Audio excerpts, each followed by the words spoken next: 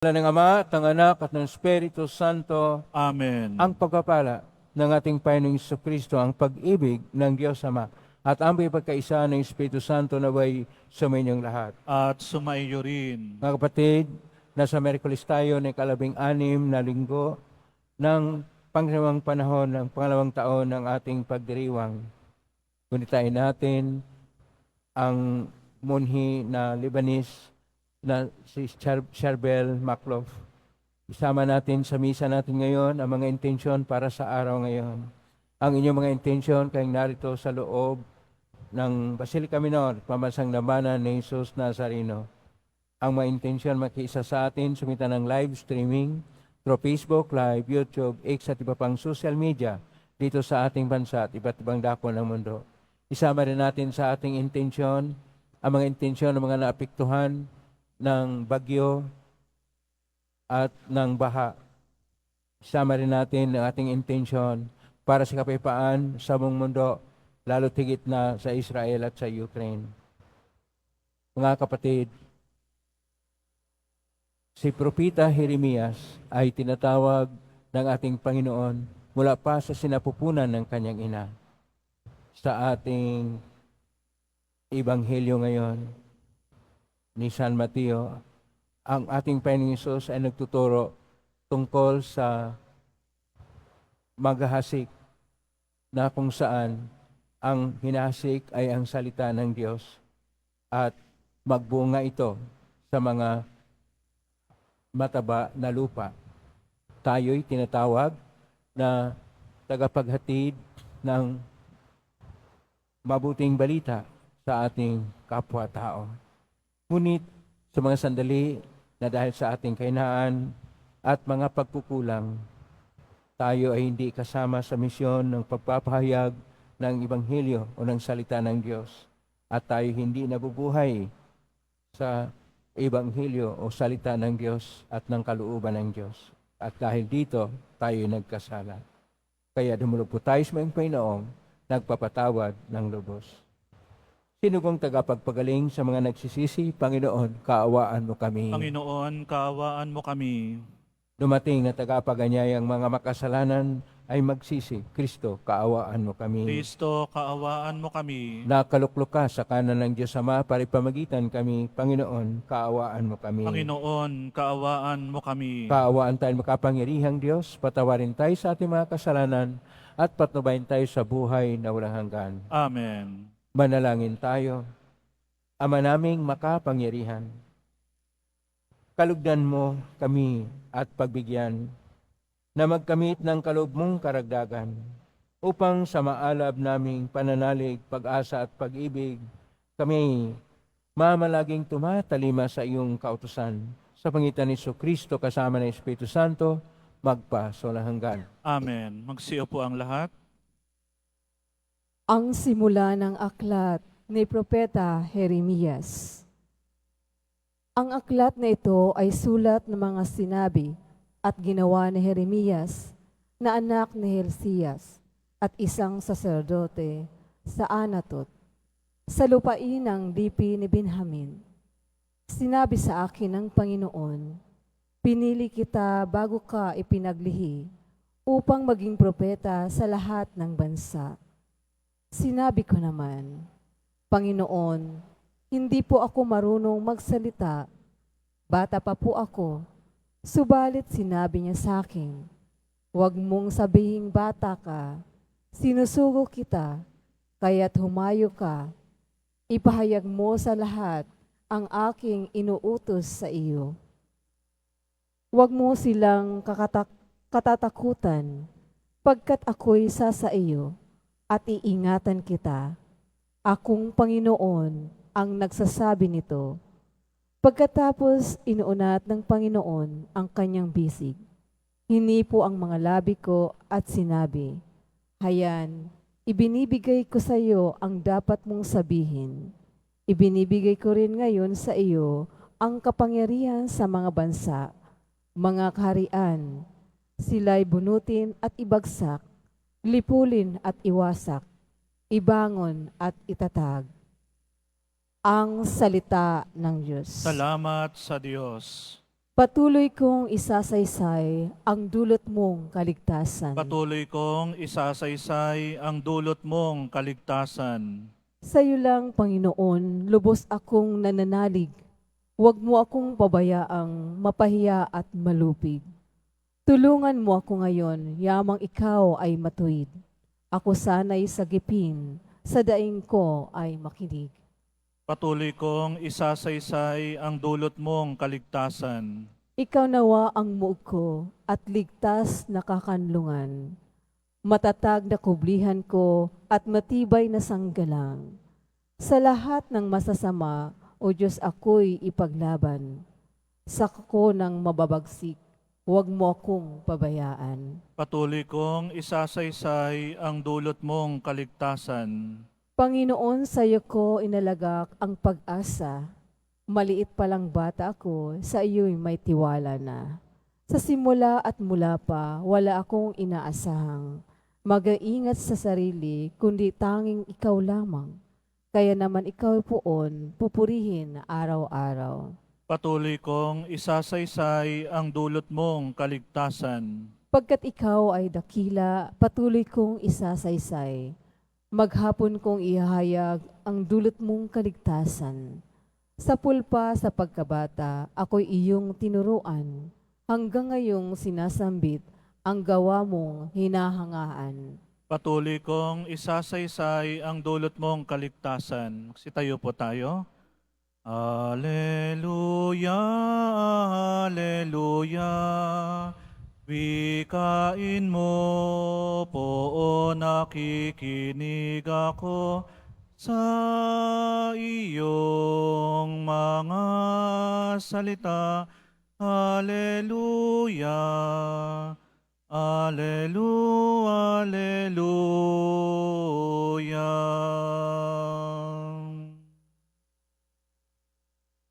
Sumainyo ang Panginoon. At sumaiyo rin. Ang mabuting balita ng Panginoon ayon kay San Mateo. Papuri sa iyo, Panginoon. Noon ding araw na yon, si Jesus ay lumabas ng bahay at naupo sa tabi ng lawa. Pinagkalipampunan siya ng makapal na tao, kaya sumakay siya sa isang bangka at doon naupo. Nasa dalampasigan naman ang mga tao at nagturo siya ng maraming bagay sa pamagitan ng mga talinghaga. May isang magsasakang lumabas upang maghasik. Sa kanyang paghasik ay may binhing nalaglag sa tabi ng daan. Dumating ang mga ibon at tinuka ang mga iyon. May binhi namang nalaglag sa kabatuhan, sapagkat manipis lang ang lupa roon. Sumibol agad ang binhing iyon. Ngunit nang mapabilad sa matinding sikat ng araw, ay natuyo. Palibhasay walang gaanong ugat. May binhi namang nalaglag sa dawagan. Lumago ang mga dawag at ininis ang mga iyon. Ngunit ang binhing nalaglag sa mabuting lupa ay may naguhay, may tig-100, may tiga-6 na po, at may tig-30 na butel ang bawat uhay. Ang may paninig ay makinig. Ang mabuting balita ng Panginoon. Pinupuri ka namin, Panginoong Heso Kristo. Magsiupo ang lahat. Isang mapagpalang araw po sa inyong lahat. Purihin po natin ang ating Pong Hesus Nazareno. Kahit na may bagyong Karina, kahit na may baha dahil sa habagat at mga hangin na ating maranasan, tayo pa rin ay nagkaisa sa pagpasalamat sa ating Pong Hesus Nazareno dahil sa kanyang mga bigay na mga biyaya sa atin. Ang ating Panginoong Hesus Nazareno, siya ang salita ng Diyos. Ang tema po natin sa araw ngayon ay salita ng Diyos. Sa Hebreo, ang salita ng Diyos ay Dabar Elohim. Itong Dabar Elohim, ito yung dumating kay Jeremias na nagsasabi sa kanya na mula pa sa simula, sa sinapupunan pa lamang ng kanyang ina ay tinatawag na siya upang maging propeta. At kahit sinabi ni Jeremias, dahil siya ay mula sa angkan ng mga saserdote, sinabi niya na siya ay bata pa lang. Subalit sinabi ng Panginoon na huwag siyang titingin sa kanyang kalagayan, bagkus humayo siya at ipahayag sa lahat ang salita ng Diyos. Upang ayon pa sa Salmos 70, versikulo 15, isa-isaysay ang dulot ng kaligtasan ng Panginoon. Kaysa ating Ebanghelyo ni San Mateo, Kapitulo 13, versikulo 1 hanggang 9, pumunta ang ating Panginoon sa dalampasigan ng Galilea, ng Lake of Galilee o lawa ng Galilea. At itong panahon na kung saan naroon siya, nakita ng mga tao, pinagkalipumpunan siya, kay sumakay siya ng bangka. Ang kanyang pagsakay sa bangka ay hindi lang na upang siya ay maging ligtas at hindi siya maipit sa kadami ng tao.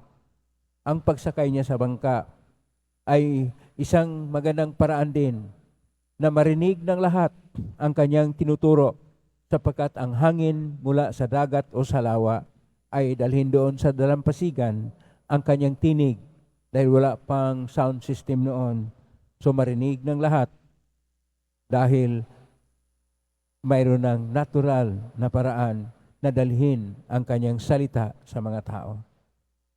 Sa ating Ebanghelyo, ang ginagamit na salita ay ang salita na Koinoko na Grigo o lumang Grigo. Kaya sa Koinoko na Grigo, ang salita ng Diyos ay tinatawag na Rhema Toteo o Logos Toteo. Maaring magkasalinlan ng dalawang yon, pero parihas din ang kahulugan. Kaya sinasabi sa Latin na verbum Dei. At ito ay, kung tingnan po natin yung tungkol sa salita ng Diyos, ito ay maraming beses na ulit sa buong Biblia, 3,800 na beses na naulit ang salita ng Diyos, sapagkat ang buong Biblia ay nakasulat na salita ng Diyos. At ang ating Panginoon ay nagtuturo ngayon sa pamagitan ng talinghaga. Ginagamit niya ang ordinaryo na bagay upang ipahayag ang misteryo ng Diyos. At upang maipahayag ang misteryo ng Diyos ngayon sa mga tao na nandoon sa dalampasigan ng lawa, kanya pong ginagamit ang binhi. Na sinasabi niya, mayroong magsasaka na naghasik ng binhi. At may binhi na napunta sa daan, may binhi na napunta sa maraming bato, may binhi na napunta sa may dawagan, at may binhi na napunta sa mataba na lupa. 4 na klase ng tao ang ipinapahayag ng ating Panginoon, na yung mga napunta sa daan, yun yung klase ng tao na ang salita ng Diyos, ang Dabar Elohim, ang Logos Toteo, ang Verbum Dei, ang Word of God, ang salita ng Diyos, ay ipinapahayag. Pero matigas ang kanilang ulo, parang daan. Kaya nandoon lang sa ibabaw ng daan, kaya tinuka ng mga ibon, ito yung mga kalaban sa Diyos na kinuha sa kanilang puso ang salita ng Diyos, hindi na tumimo sa kanilang buhay. Ang pangalawang klaseng tao ay yaong tinatawag na maliksi, madaling o masigla na tatanggap sa salita ng Diyos. Pero dahil parang ang salita ng Diyos ay napunta sa kanilang puso na punong-puno ng mga bato, na ito yung alalahanin sa buhay. Kaya sumigla ito, sandali lang, pero nung may matindi ng pinagdaanan sa buhay, hindi na nila nasunod ang salita ng Diyos. Ang pangatlong klaseng tao ay yung may dawagan. Dawagan, yung kahit na sila ay maayos sa kanilang buhay na pananalig at debosyon sa ating Panginoon, pero noong dumating na ang mga tukso, dumating na ang mga iba't ibang mga kinamalingan sa buhay,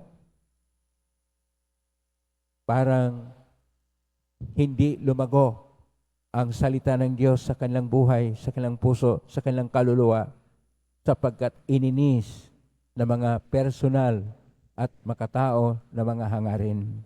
Kaya hindi ito nagbunga. Pero ang pang-apat na tao na may bukas na puso, may bukas na isipan, may bukas na kalooban at kaluluwa para sa salita ng Diyos, ito ay nahasik.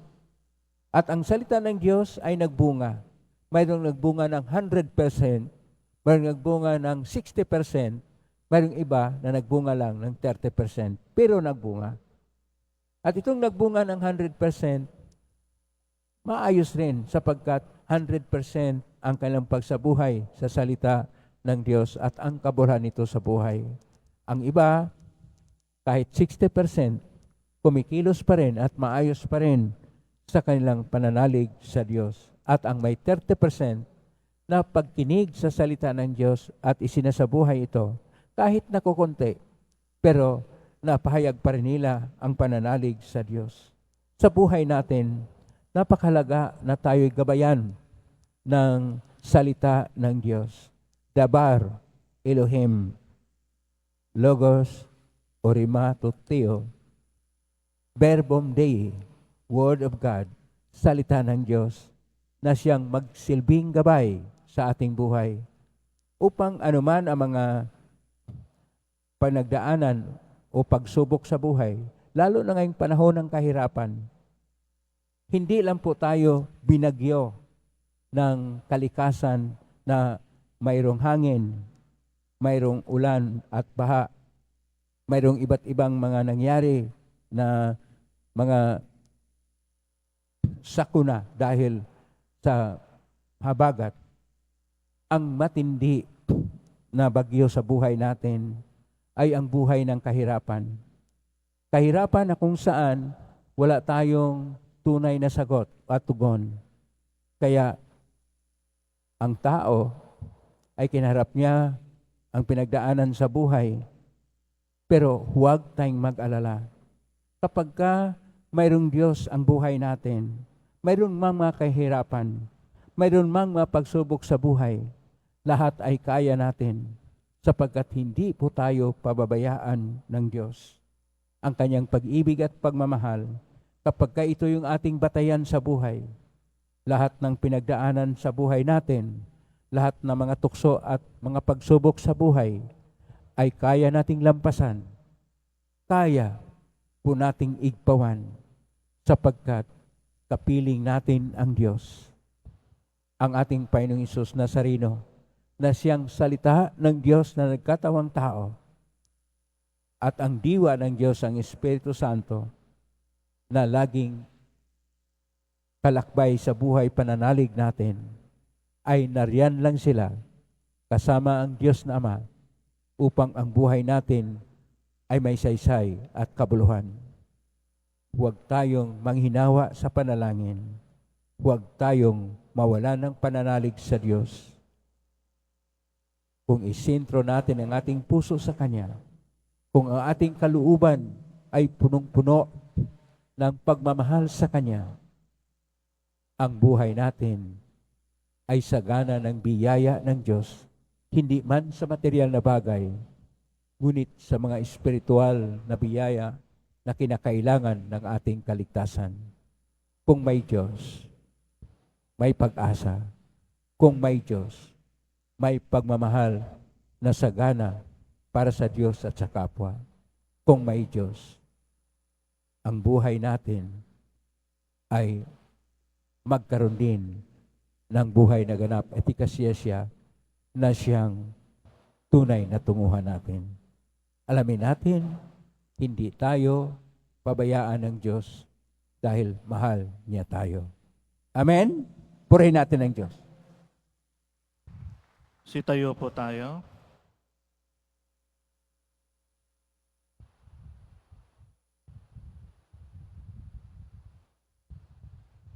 Minamahal ko mga kapatid, sabihin natin sa Diyos ang ating pagnanais sa isang mayamang ani sa mundo habang ang ating nasasalamin ang hindi matabang lupa sa ating buhay.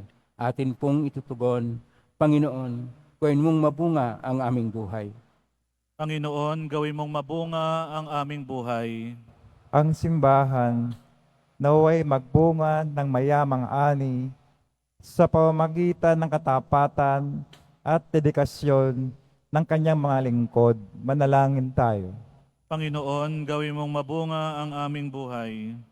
Ang ani ng katarungan naway magbuhat sa mga hindi makasariling paggawa ng mga pinuno, mambabatas at hukom ng gobyerno. Manalangin tayo. Panginoon, gawin mong mabunga ang aming buhay. Ang mga magsasaka na nagpapagal sa bukid, naway umani ng bunga ng kanilang paggawa at makatulong sa ikauunlad ng sambayanan. Manalangin tayo. Panginoon, gawin mong mabunga ang aming buhay. Ang mga may sakit na nahihirapan sa mga kasawian sa buhay, naway masiyahan sa ani ng pagpapalakas loob mula sa kanilang mga kaibigan at komunidad. Manalangin tayo. Panginoon, gawin mong mabunga ang aming buhay. Ang mga tapat na yumao naway makarating sa kanilang walang hanggang katahanan. Manalangin tayo. Panginoon, gawin mong mabunga ang aming buhay. Sa tahimik, idulog natin sa Panginoon ang ating mga sariling kahilingan.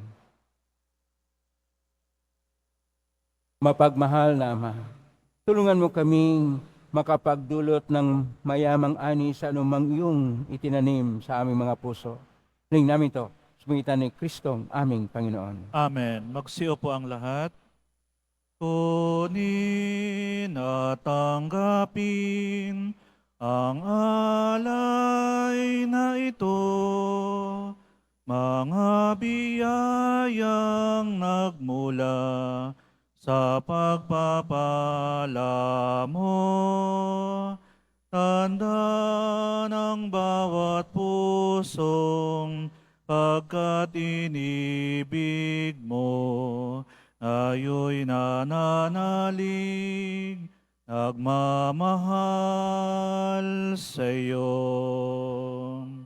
Tinapay na nagmula sa butil ng trigo, pagkaing nagbibigay ng buhay mo,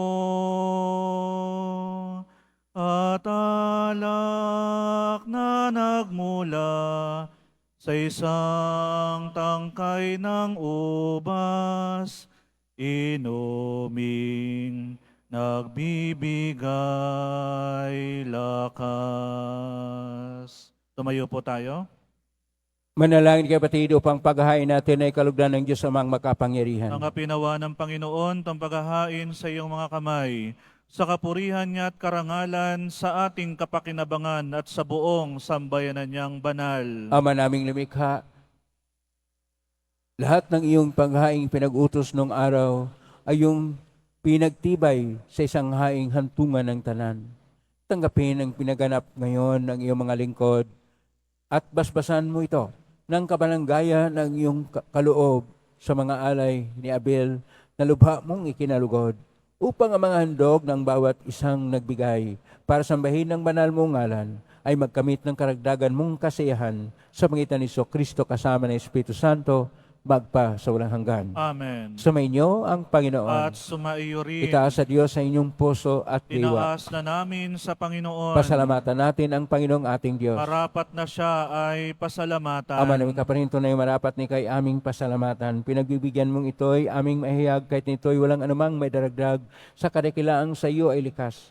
Sa puri namin nakikinabang ay kami yung pinakikihirapan sa pangitan ng anak na minamahal. Kay kaisa namang hel si awit ng papuri siyang pay sa kalangitan, kami nagbubunyi sa kadakilaan. Santo, Santo, Santo, Panginoong Diyos ng mga hukbo, napupuno ang langit at lupa ng kadakilaan mo, hosana sa kaitaasan, pinagpala ang naparirito sa ngalan ng Panginoon, hosana sa kaitaasan. Magsiluhod po tayo. Ama naming banal, ikaw ang bukal ng tanang kabanalan, kasmitan ng Espiritu ng banal, makalob nito upang para sa aming maging katawan at dugo ng aming Panginoong Kristo. Bago niya pinagtiisang kosang loob na maging handog, hinawakan niya ang tinapay, pinasalamatan kanya, pinaghati-hati niya yon, iniabot sa kanyang malagad at sinabi, tanggapin ninyong lahat ito at kanin, ito ang aking katawan na ihandog para sa inyo.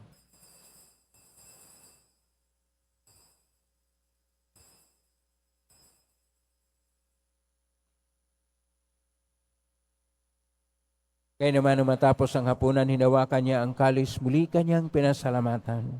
Inabot niya ang kalis sa kanyang malagad at sinabi, tanggapin ninyong lahat ito at inumin. Ito ang kalis ng aking dugo, ng bago at walang hanggang tipan. Ang aking dugo na ibubuhos para sa inyo at para sa lahat sa kapagpapatawad ng mga kasalanan. Gawin niyo ito sa pag-alala sa akin.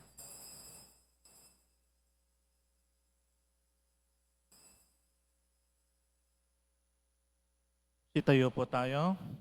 Ang misteryo ng panampalataya. Si Kristo'y namatay, si Kristo'y muling nabuhay, si Kristo'y babalik sa wakas ng panahon. Ama, ginagawa namin nga ng pag-alala sa pagkamatay at muling pagkabuhay ng anak kahit naalay namin sa iyo ang tinapay na nagbibigay buhay at ang kalis na nagkakalob ng kaligtasan. Kami nagpapasalamat dahil minarapat na tumayo sa harap mo para maglingkod sa iyo. Isinasamo namin kami magsasalo-salo sa katawan at dugo ni Kristo ay mabuklod sa pagkakaisa sa pamagitan ng Espiritu Santo. Amalingapin simbahang laganap sa buong daigdig. Pususin mo kami sa pag-ibig kaisa ni Francisco na aming Papa at ni Jose na aming Obispo at ng Tanang Kaparian. Alalahanin mo rin mga kapatid naming nahimlay, may pag-asang sila'y muling mabuhay ganil lahat ng mga pumanaw. Kaawaan mo sila at patuloyin sa iyong kaliwanagan. Kaawaan mo iripatin kaming lahat na makasalo siyang buhay na walang wakas. Kaisa naman na Birhen Maria na Ina ng Diyos, ng kabiyak ng puso niya ang San Jose, kaisa ng mga apostol, ni San Juan Bautista, ni San Charbel Maclof, ni San Roque, ni San Lorenzo Ruiz de Manila, ni San Pedro Calungsod at ng lahat ng mga banal na namuhay ito sa daigdig ng kalugod-lugod sa iyo, maipagdiwang nawa namin ang pagpupuri sa karangal mo sa pangitan ng anak na aming Panginoong Kristo. Sa pamagitan ni Kristo kasama niya at sa Kanya, ang lahat ng parangal at papuri ay sa iyo, Diyos amang makapangyarihan, kasama ng Espiritu Santo, magpa sa walang hanggan. Amen. Sa tagubili ng galing na utos at turo ng Isus na Panginoon natin at Diyos, ipahayag natin ng lakas loob.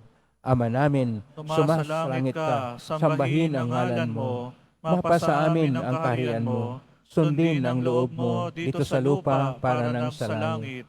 Bigyan mo kami ngayon ng aming kakanin sa araw-araw, at patawarin mo kami sa aming mga sala, para ng pagpapatawad namin sa nagkakasala sa amin. At huwag mo kaming ipahintulot sa tukso, at iadya mo kami sa lahat ng masama. Niling namin kami iadya sa lahat ng masama, pagkaluban ng kapayapaan araw-araw, iligtas sa kasalanan at talisalat ng kapahamakan, samantalang aming pinanabikan ang dakilang araw ng pagpapahayag ng tagapagligtas naming si Jesucristo. Sapagkat iyo ang kaharian at ang kapangyarihan at ang kapurihan magpakailanman. Amen. Panginoong Jesucristo, sinabi mo sa mga apostol, kapayapaan ang iniiwan ko sa inyo, ang aking kapayapaan binibigay ko sa inyo. Tunghayin mo ang panampalataya at huwag ang aming pagkakasala. Pagkalooban mo kami ng kapayapaan at pagkakaisa ayon sa iyong kalooban, kasama ng Espiritu Santo, magpa sa walang hanggan. Amen. Ang kapayapaan ng Panginoon ay laging sumainyo. At sumaiyo rin. Magbigayin kayo ng kapayapaan sa isa't isa. Kordero ng Diyos, sa nag-aalis ng mga kasalanan ng sanlibutan, maawa ka sa amin. Kordero ng Diyos, sa nag-aalis ng mga kasalanan ng sanlibutan, maawa ka sa amin. Kordero ng Diyos, sa nag-aalis ng mga kasalanan ng sanlibutan, ipagkaloob mo sa amin ang kapayapaan. Magsiluhod tayo. Ito ang kordero ng Diyos. Ito ang nag-aalis na makasalanan ng sanlibutan. Mapalad ang mga inaanyayahan sa piging ng kordero. Panginoon, hindi ako karapat-dapat na magpatuloy sa iyo, ngunit sa isang salita mo lamang ay gagaling na ako. Katawan ni Kristo. Amen.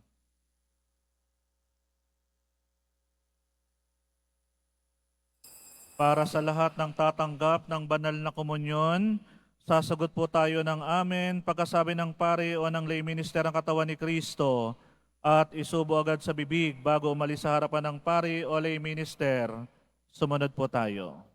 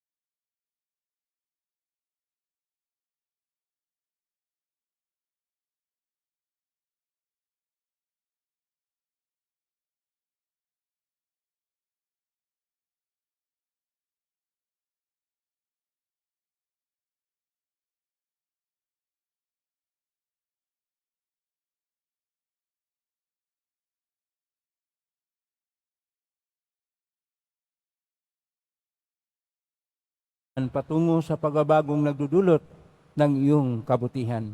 Sa pangitan ni Kristo kasama ng Espiritu Santo, magpa sa walang hanggan. Amen. Maraming salamat po sa inyong pagdalaw sa tahanan ng ating pong Isus Nazareno. Kay narito, kayo manaugnay sa iba't ibang social media platform na cross-posting sa iba't ibang paraan at kayong mga nagbigay ng tulong. Naway ang pagpapala ng Diyos ay sumasa inyo. Salamat sa lahat ng mga naglilingkod ngayon. Pagpalain kayo ng Panginoong Diyos. Palakpakan po natin lahat ng mga naglilingkod, lahat ng narito, naway pagpalain kayo ng Panginoong Diyos, mga biyayang siksik, liglig at nagumapaw. Ang salita ng Diyos ay siyang dapat gabay ng ating buhay tungo sa ating kaligtasan. Ngayon na po ang pusbas. Ngari po lamang itaas bagya ang magay-bagay na pusbasan. Sumainyo ang Panginoon. At sumaiyo rin. Mahal na pong Isus Nazareno, inaig mo sa iyong cross ang walang maloy na pag-ibig ng Diyos ang katauhan. Pakinggan mong kalingan ng ka na nagsusumamo sa makamtanawan nila yung katugunan at tanggapin ang kasagutan na may utang na loob na tinatanaw. Basbasan din po ninyo ang mga dalaming imahin dasal at mga bagay-bagay. Basbasan na may makaramdaman. Sa pangitan ng binisyon nito na maalalang pangkon sa binyag, na ikaw ang ibigin at paglalingkuran bilang Panginoon magpa sa walang hanggan. Amen. Pagpalain kayo makapangyarihang Diyos, Ama at Anak at Espiritu Santo. Amen. May kayong taglayang kapipahan, pag-ibig at pag-asa ng pong Isus Nazareno. Salamat sa Diyos. Purihin natin ang ating pong Isus Nazareno.